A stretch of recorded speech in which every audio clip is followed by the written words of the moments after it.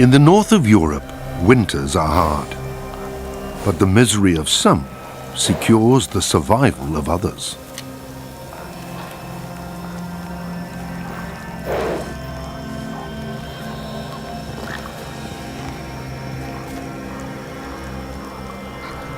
In Scandinavia, golden eagles live in the mountains and the lowlands. They are capable hunters, but still they can't survive without the victims which cold and snow claim every winter.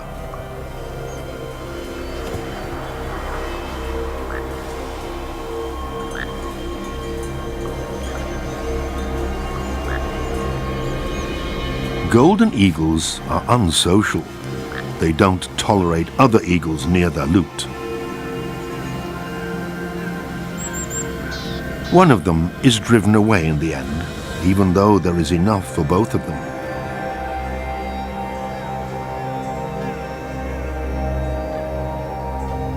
Who would think of love in such harsh conditions?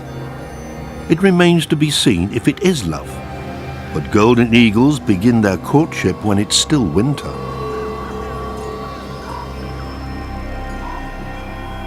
Long before the spring sun melts the snow, the ice has broken for the two eagles. They mate up to 30 times before the female lays her eggs in early April. But we'll come back to that.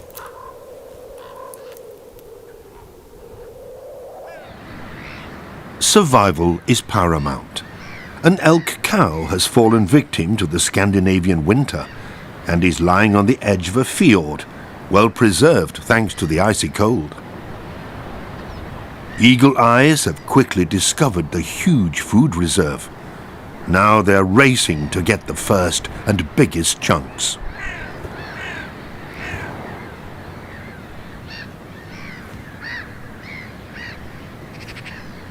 The fully grown golden eagle gets to the cadaver first and starts to feed on it. But before he gets to the coveted meat of the mammal, he has to work through the elk's dense winter coat. A sea eagle is keeping an attentive eye on the scene. He would love to fight the golden eagle for the prey. It seems to be worth a try.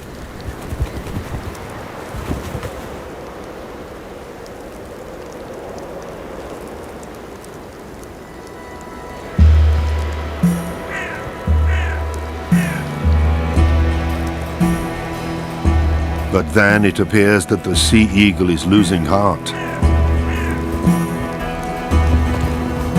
One plucky flap of the golden eagle's wings, and the sea eagle takes off.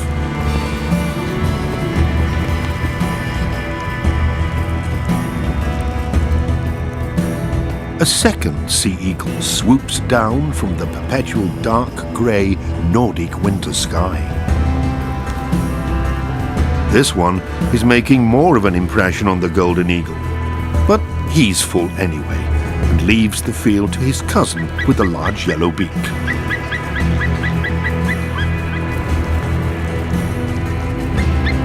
In Nordic mythology, Reisvelgia is a giant in the shape of an eagle who brings wind over the land.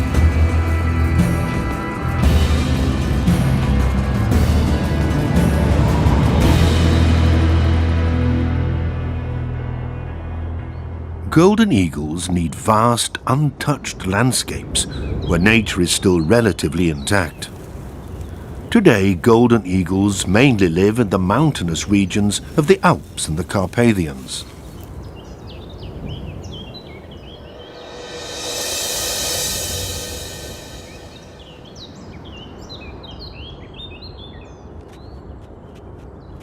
There are many different prey animals for the golden eagle between forests and mountain meadows.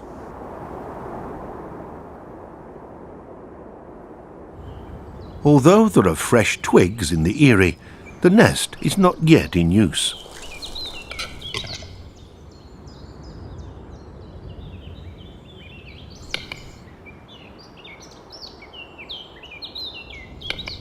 A capercaillie, also makes an attractive prey for the eagle. While the smaller female is well camouflaged and rarely leaves the protection of the forest, the conspicuous male capercaillie makes for easy prey, at least during the mating season. The hen rarely shows herself openly on the mountain meadow, and the male capercaillie would also better retreat back into the protection of the mountain forest.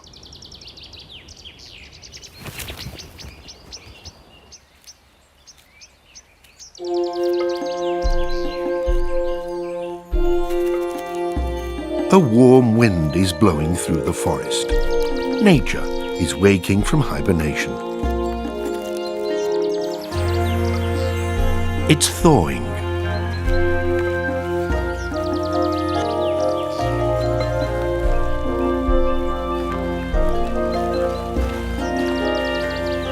There are more and more mountain forests where you can find large feathers of this size, eagle feathers once again.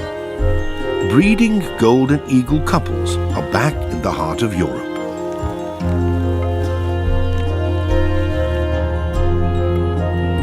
The eagle population also depends on the prevalence of their preferred animals of prey.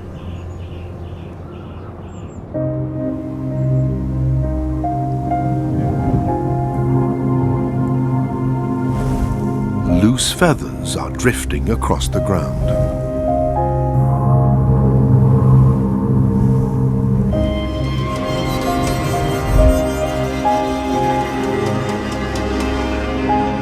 A capercaillie has become the victim of his testosterone levels. During the mating season, large amounts of testosterone flow through a capercaillie's body and makes it careless. Golden eagles keep returning to their kill and feed on it until nothing is left. This way, every last bit of the prey is used. Eagles hardly make a dent in the capercaillie population. Wherever its habitat is intact, the capercaillie produces enough offspring to make up for these losses.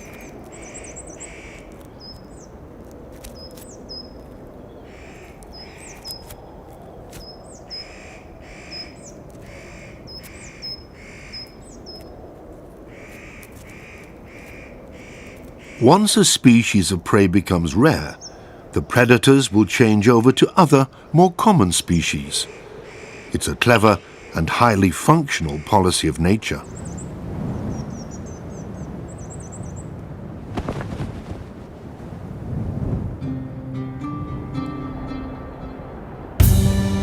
The eagle cruises above his territory, but this time he is not on the lookout for prey. The breeding season is upon them, and the eagles need to prepare. They have been making regular courtship flights in their territories since the winter, in order to strengthen their partnership.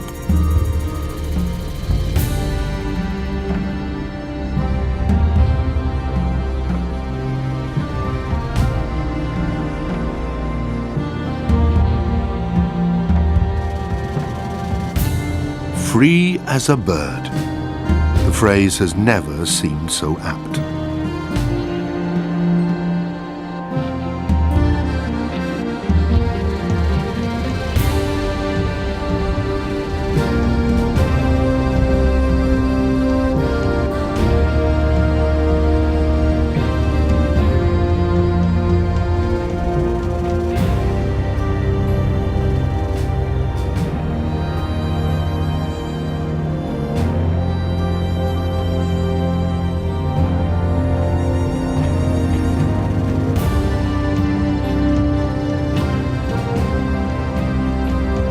Somewhere on a scraggy tree, the two golden eagles finally land.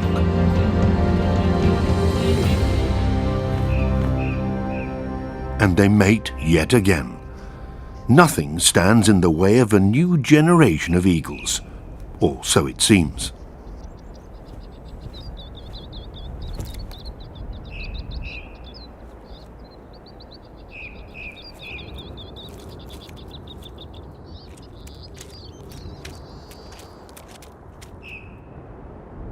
This is the ideal habitat for a golden eagle, a varied hunting ground and old mixed woodlands for breeding. Here is where the story of our eagle chicks begins.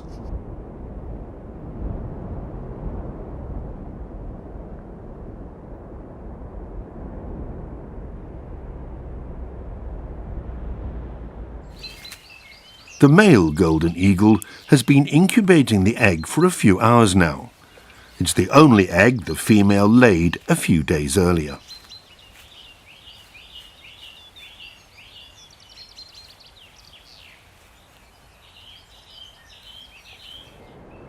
It's the end of April, and all over the forests, birds have been looking for hiding places for their nests.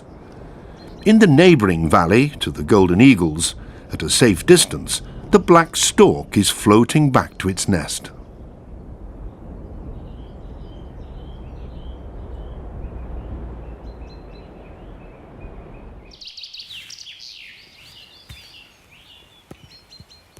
Now that spring has sprung, the eggs need to be kept warm at all times, on both sides.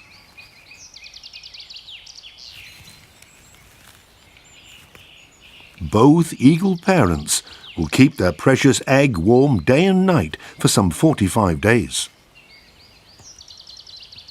For the black storks, it takes 5 weeks until the chicks hatch.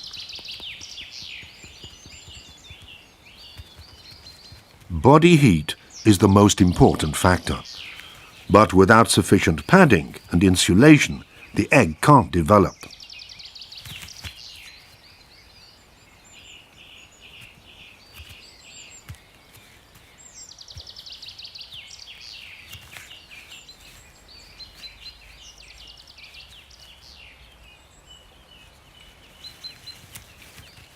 The male golden eagle has a ring. While it was assumed that it's the task of the mother bird to incubate the eggs, our eagle couple take regular turns. The eagle egg was only exposed to the cold of the April day for a few minutes. Now the female is flying towards the eyrie.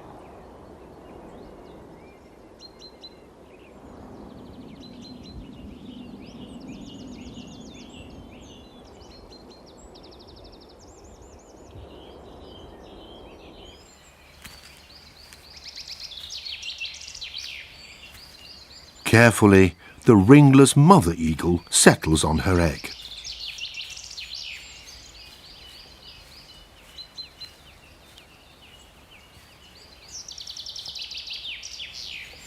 The eagles are nearly motionless when they incubate the eggs, and their neighbours, the black storks, are no different. A bit further down, Eurasian pygmy owls are one step behind. They still haven't laid any eggs.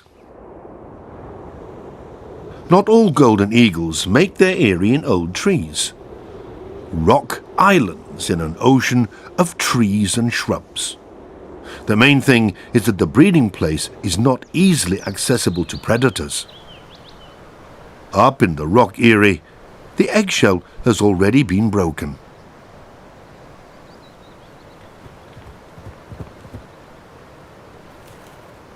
Here 2 eggs were laid, from which 2 golden eagle chicks have already hatched. It's mainly the mother who keeps returning to the eyrie with green twigs of coniferous and deciduous trees. This way the nest keeps growing during the 2.5 months of raising the chicks. The father's task is to provide food. He regularly supplies the eyrie with prey animals, which the female divides up and feeds to their offspring.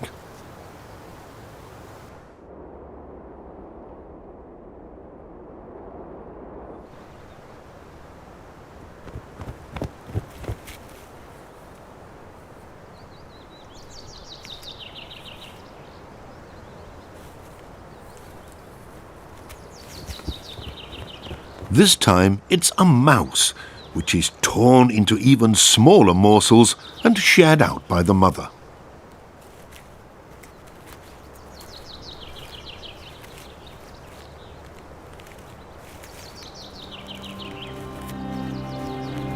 95% of all golden eagles hatch in a rock eyrie. The rest of them see the light of day in an eyrie on a tree, like our eagle couple, with their eyrie in an old fir tree, who only have one chick to look after.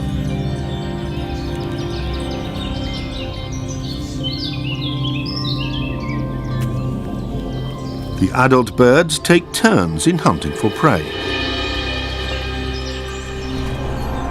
Whenever wild prey animals become scarce, the fowl kept by humans suddenly become very obvious to the golden eagles. It's the perfect sitting game with a view of the pigeon loft. It's a warm day at the end of April. The eagle chick is plagued by annoying flies, just like the Eurasian pygmy owl a bit lower down. The largest and the smallest predatory birds of the mountain forests are tormented by the same pest.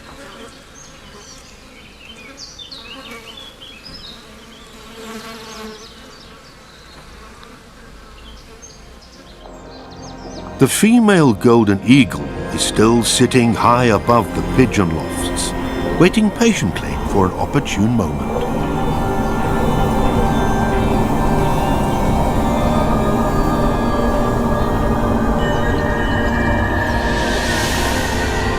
In the meantime, the male has been successful, returning to the eyrie with what's left of a slain pigeon.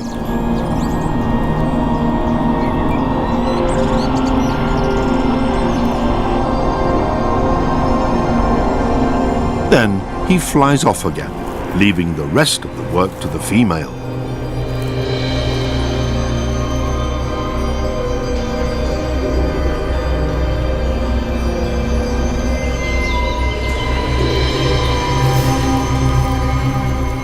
It's always she who tears up the prey and feeds it to the chick.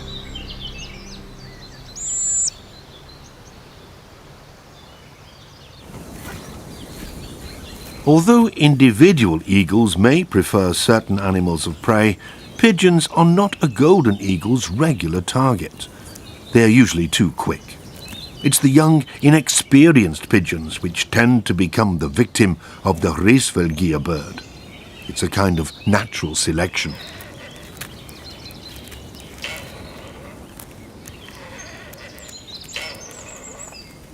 The eyrie of the golden eagle is slightly smaller than that of a sea eagle. It's 1.5 meters in diameter and roughly 1 meter in height, similar to that of the black storks in the neighboring valley. Here, 3 insatiable young birds are waiting for their meal. In the eagle eyrie, the mother has to present tiny morsels of prey to her little one. At the black stork families, whole fish is again on the menu.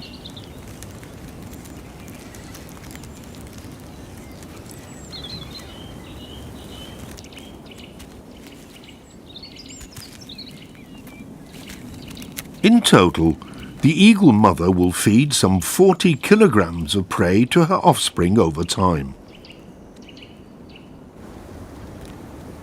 After feeding, the little snowy white black storks can play with each other, while the eagle chick has to make do with his mother.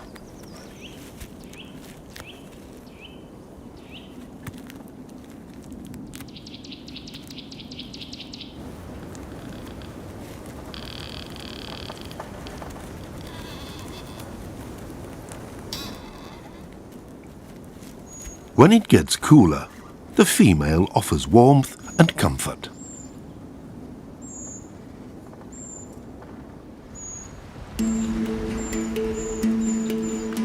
There's another breeding bird in the eagle's territory, a common tree creeper. Even if the Eurasian pygmy owl is tiny, it is a highly specialized and dangerous bird hunter.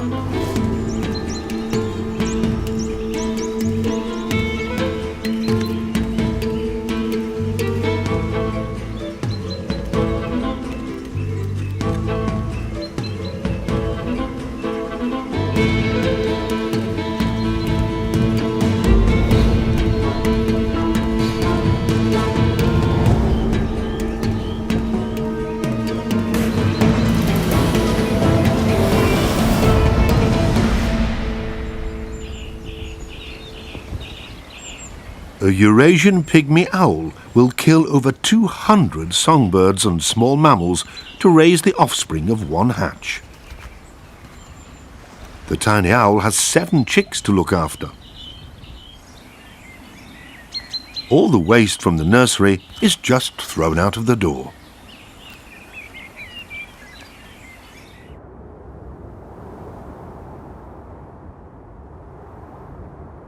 The eagle mother keeps taking green twigs of coniferous and deciduous trees to the eyrie. We don't know why she does that. Maybe fresh twigs are a better building material than dry branches.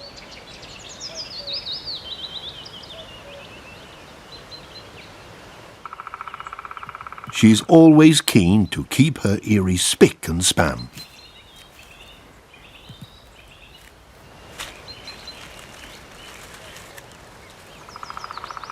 Some biologists suspect that the green twigs and leaves have an antiseptic effect, but there is no proof for this theory as yet.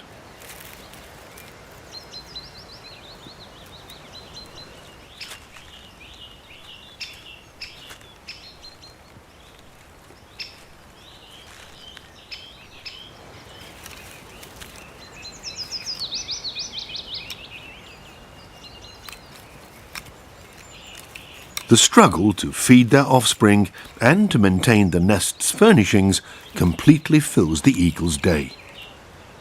The eagle couple will use this eyrie for many years. They will keep repairing and expanding it, just like the black storks do.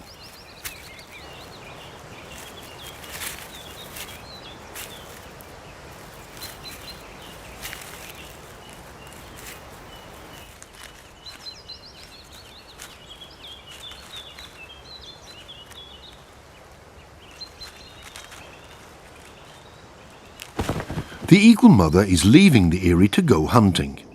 It's early May and warm, and the chick doesn't need to be constantly kept under her wings anymore.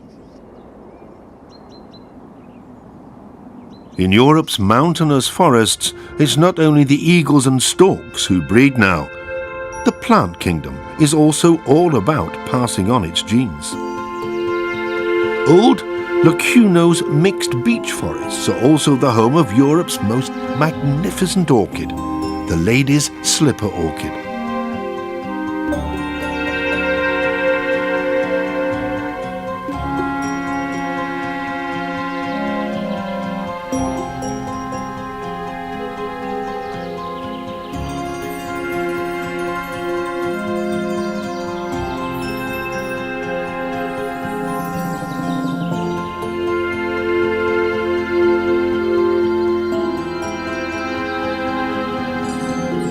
Wherever lady slipper orchids blossom and golden eagles have their eyries, nature is at least to some degree still intact.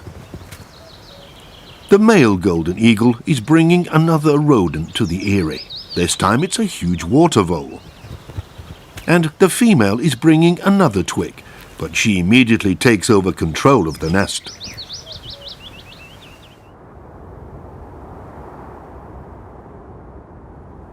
Black storks have little to fear from golden eagles. They are able to defend themselves and never let the chicks in their eyrie out of their sight.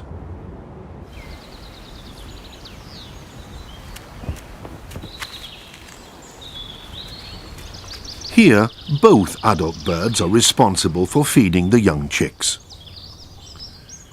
The eagle chick, on the other hand, is only ever fed by the female.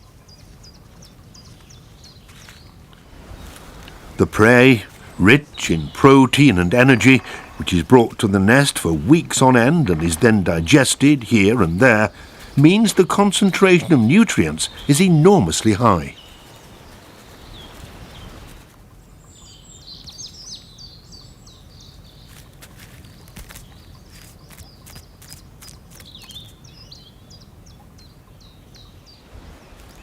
Leftover food and manure fertilize the surrounding forest ground. That's why there are nutrient-loving plants, such as the common nettle, growing underneath the eyrie.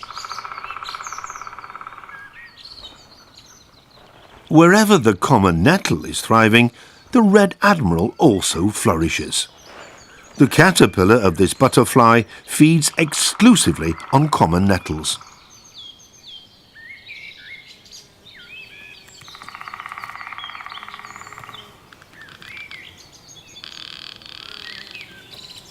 This way, the large birds in the forest involuntarily cater for the offspring of a little butterfly.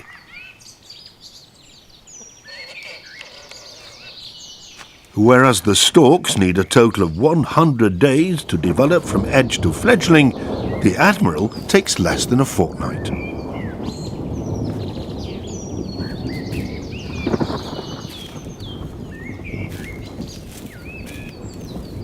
Rain showers move across the hilly landscape of Central Europe. Some of the mountain dwellers only wake up properly in this muggy, warm weather.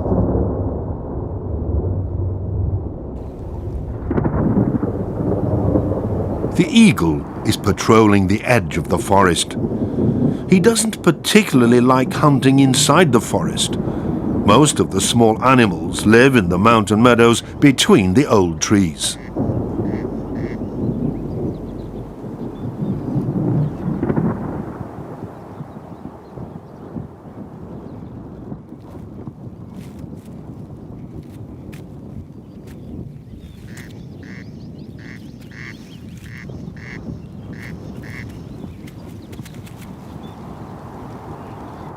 The female eagle has spotted something.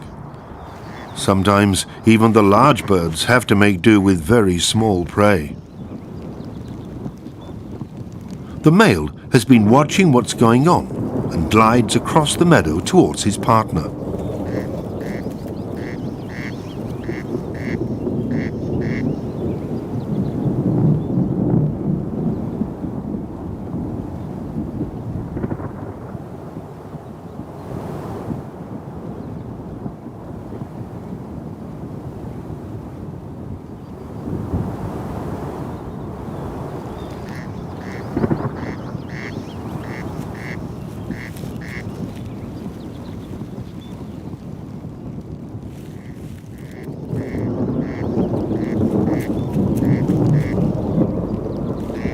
And here's another inhabitant of the mountain meadows.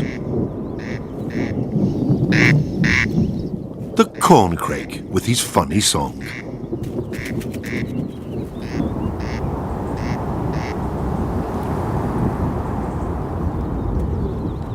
The eagles have demolished their prey. They fly back towards the eyrie with a full crop.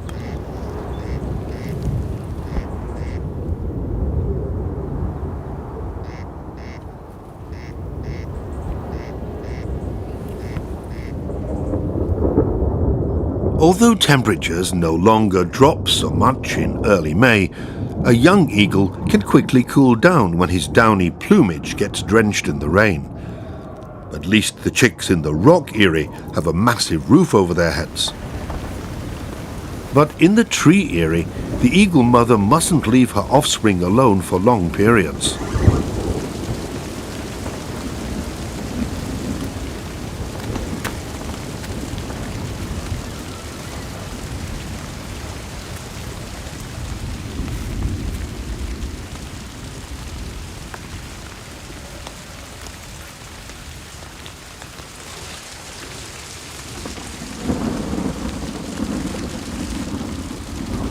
The chick, with his delicate downy plumage, doesn't fit under the adult bird anymore. He snuggles up to his mother, where it's warm and reasonably dry.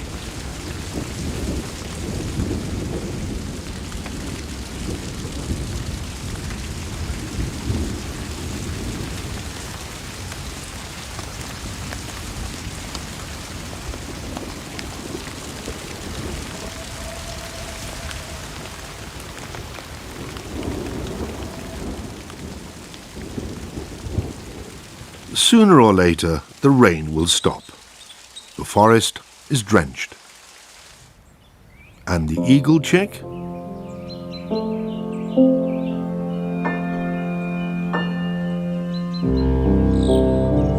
He has survived the shower unscathed. In rainy years, lots of eagle chicks die in their nests, for at some point the female has to leave the eyrie. But as long as the May sun is shining, there is no danger.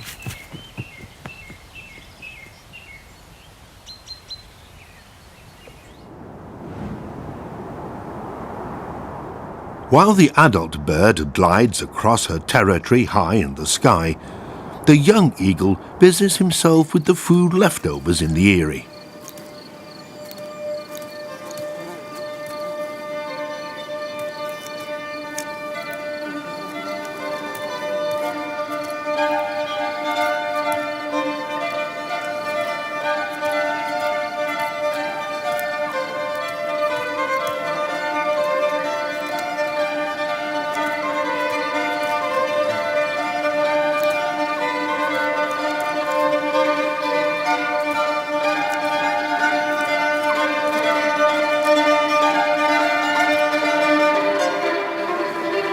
He still has to learn what is edible and what is not. Daily eagle routine prevails in the rock eyrie too. The biggest distraction for the young ones is the adult birds arriving with food.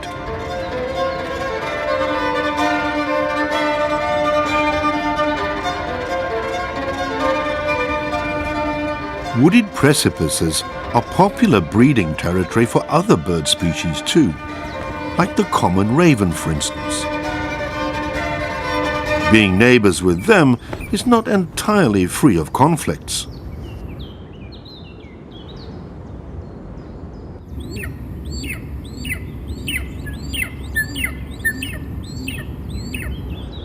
Surprisingly, it is the common raven who wears the pants in short bursts of exhibition fights in the air. But this encounter doesn't have any consequences. He may be the king of the mountains, but the golden eagle is not the absolute ruler of his kingdom. Neighbors which make life hard for him are not the only problem for this large bird of prey. Even in natural forests, it is not always easy to catch prey. The times when huge herds of ungulates, followed by large predators, migrated through these valleys are well and truly gone. But wherever man cultivates the meadows, uncut animals like hares and fawns inevitably appear. Our eagles keep returning to the eyrie with food from the Valley of the Humans.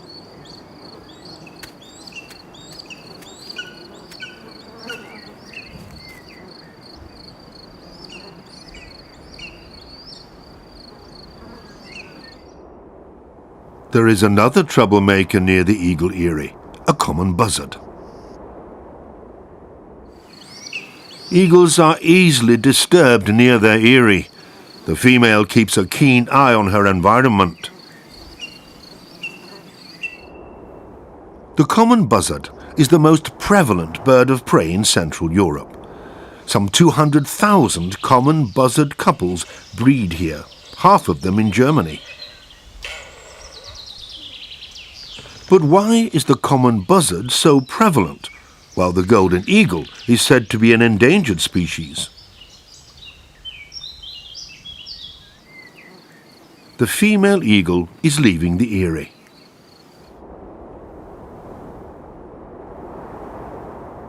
The fact that golden eagles are so rare is hardly due to the relatively small common buzzard's bravery. He will even attack the large and dangerous golden eagle when he gets near the buzzard's nest.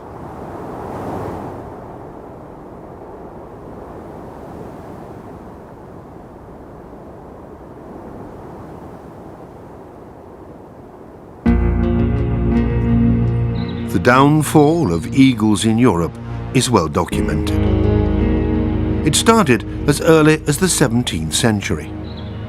First, they disappeared from the east of Germany, and in the following century from the center of Germany. Soon afterwards, there were no golden eagles left in the southwest, and at the end of the 19th century, the heraldic bird had also disappeared from the huge forests of the northeast of Germany.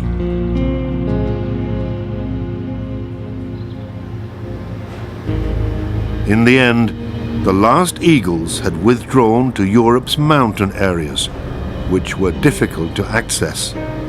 But why?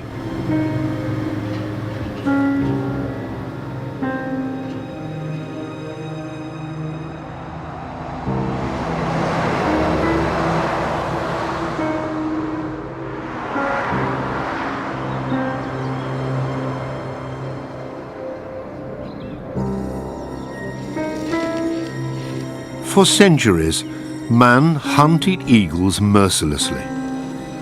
They were seen as hunting competition, as a loathsome enemy of the farmer and his animals.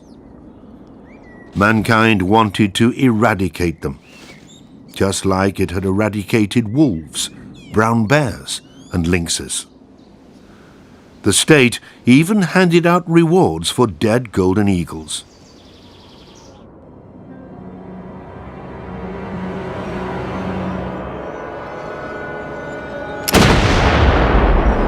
Today, birds of prey are strictly protected. Illegal shootings are rare.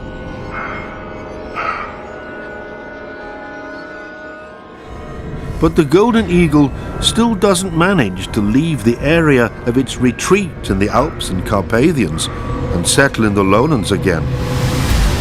Instead of the eagles, lumberjacks arrived in the forests. First with axes and saws, later on with ever bigger and ever more efficient machines. Society, eager for growth, has rediscovered the timber business.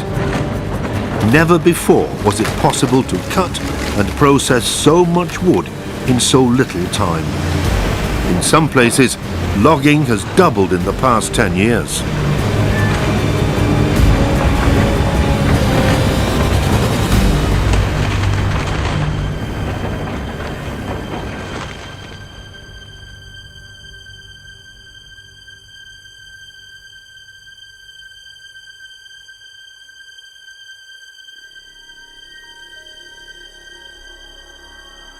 The demand for raw materials is ever increasing, leaving no room for natural, slow growth and decay. Our forests are becoming ever younger, denser, darker. The forest is increasingly an industrial estate for the timber industry.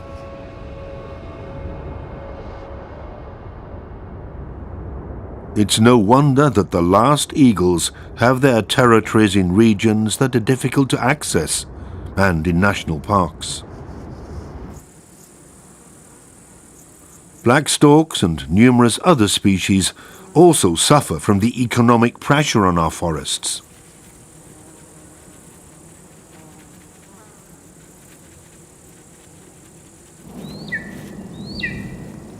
Since hunting the mighty bird of prey was banned, the golden eagle is at least no longer in acute danger of extinction. But how many eagles breed on this continent in the future will also depend on how the European forests are used.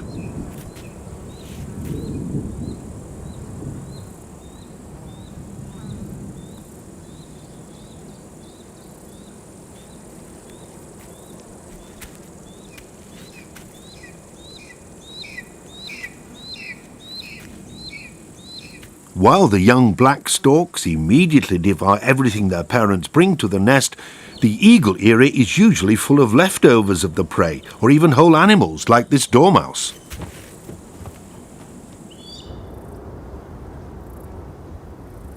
The female eagle goes out to hunt again, while the chick is busy with the dormouse.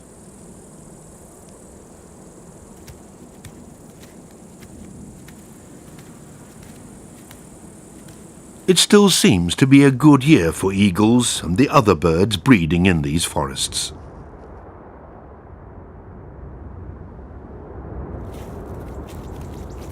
Some 2 months after they hatched, The young eagles in the mountain area have grown a lot. The eagles have a lodger, and in their monotonous daily routine, they welcome every distraction.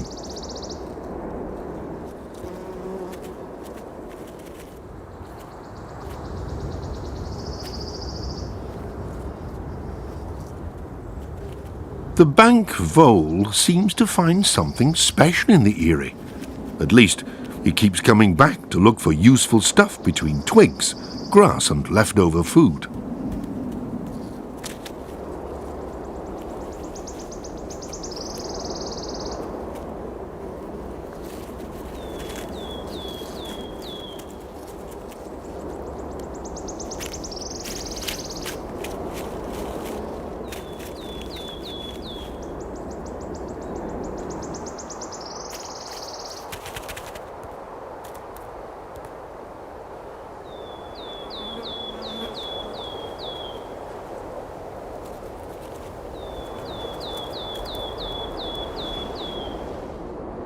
The Red Admiral is attracted by the droppings. This is where he can stock up on mineral salts. The bank vole even raises her offspring underneath the eyrie.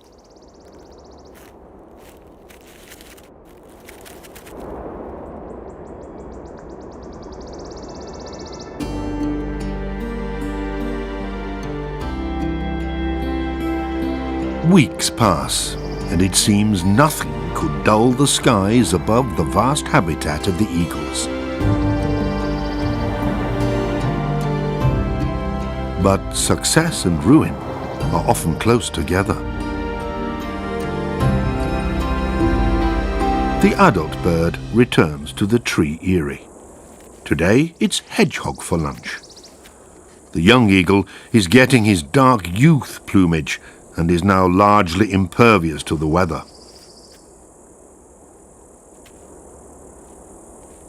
Spells of bad weather are a danger to the bird's offspring, not just because of the wet and the cold. They can also be the reason why birds of prey suddenly have less to kill. Then, the young eagles, unable to fly, are trapped.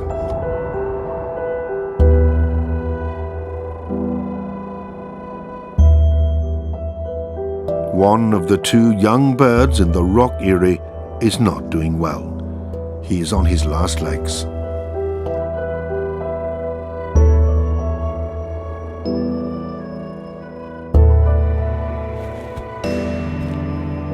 His sibling seems to check up on him, but the little eagle is dead. He almost made it.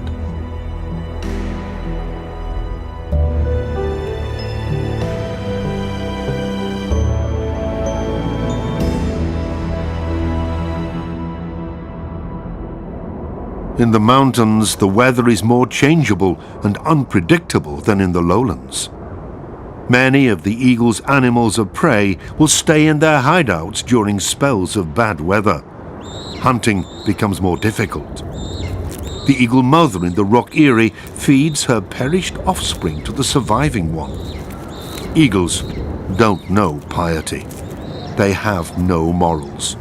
Survival is paramount.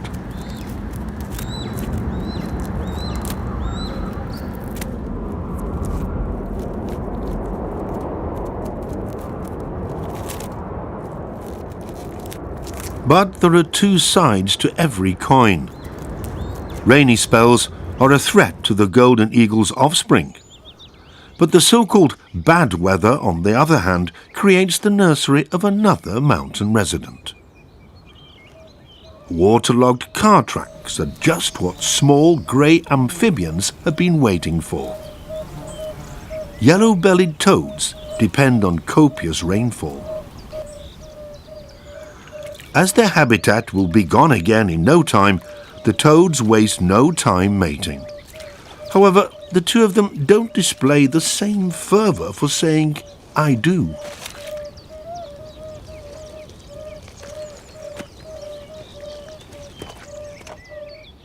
It's a steamy and warm June day. The remaining young eagle in the shady rock eyrie prepares to leave the nest.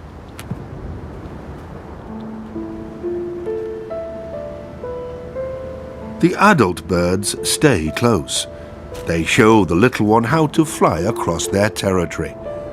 They try to lure him away from the eyrie.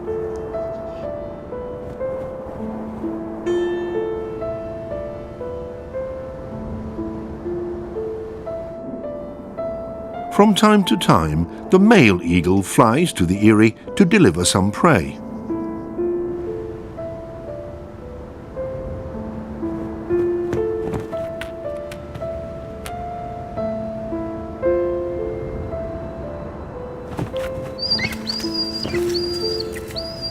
But then he is quickly off again.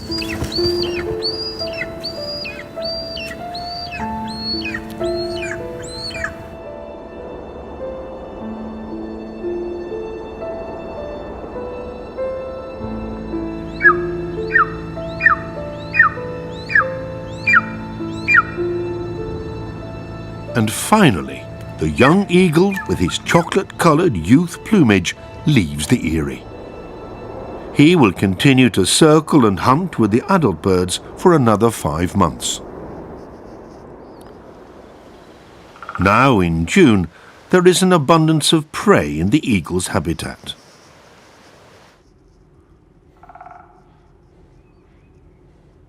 Fully grown young foxes are snoozing in their den, but the animals keep interrupting their daytime sleep.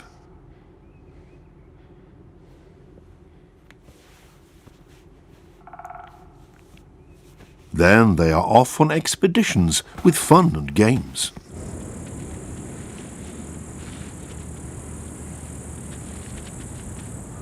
For the golden eagles, the distracted foxes are an easy and frequent prey.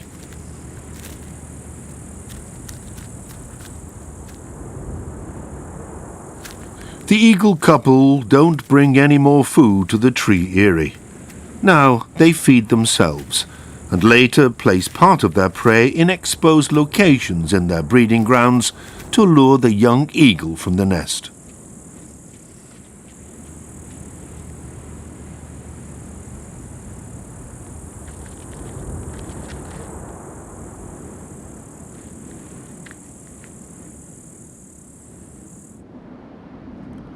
A little later, the tree eyrie is empty. The young bird has left. He's already hopping and flying about his environment.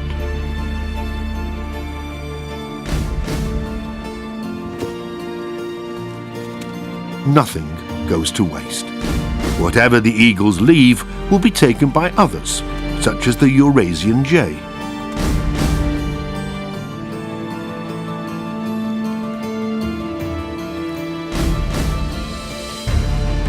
Our young eagle from the tree eyrie is still looked after by his parents, has food served to him, and is taught hunting techniques.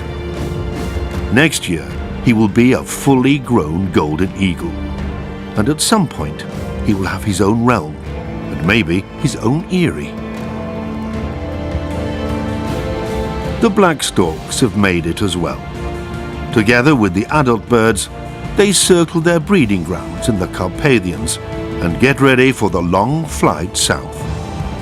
Next year, they will return, and at some point, they will raise their young somewhere in a remote mountain forest.